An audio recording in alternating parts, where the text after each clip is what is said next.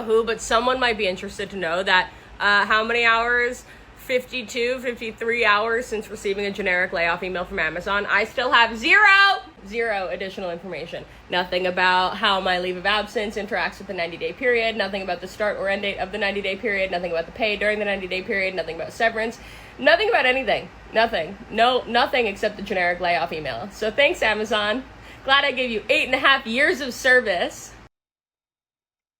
First off, Amazon is wilding. Just sending out generic emails, generic text messages. Yeah, that's just disrespectful.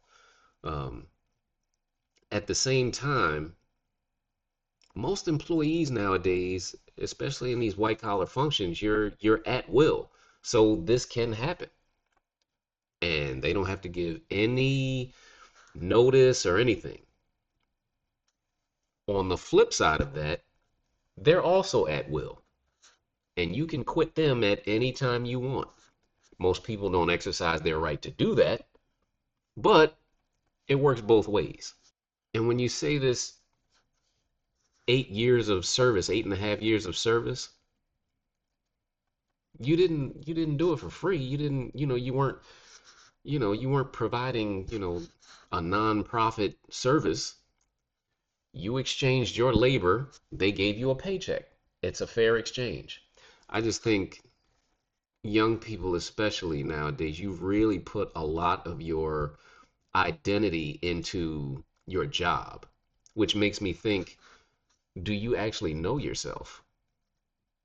Have you figured out who you are yet? Because if your identity is so tied to a job and you get so emotional about getting fired, and granted, I don't want to see anybody get fired. And these layoffs, especially the way they do it, is just disrespectful, beyond disrespectful. At the same time,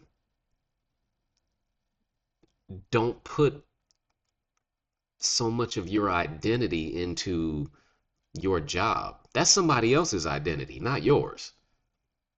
That's what's his name? Bezos. That's his identity, not yours. And now that you have Amazon on your resume, use it. Use that. And another thing I think is very important is these layoffs are not, anything new. And because of that, you should constantly be interviewing. You should constantly be upskilling, adding value to yourself. A lot of these companies, tech companies, larger conglomerates, etc., that have the money, they provide a lot of internal training. I mean, they have entire learning management systems. So take advantage of those things. Every training that's offered, take advantage of it.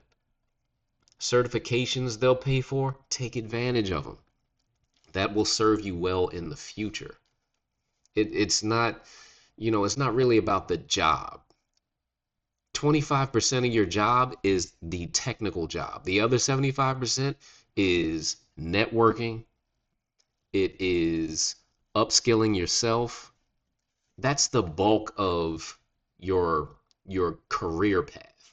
25% of it is actually the thing you're going to do every day. And so don't get tied up in these companies. It's a job. You do the job in exchange for a paycheck.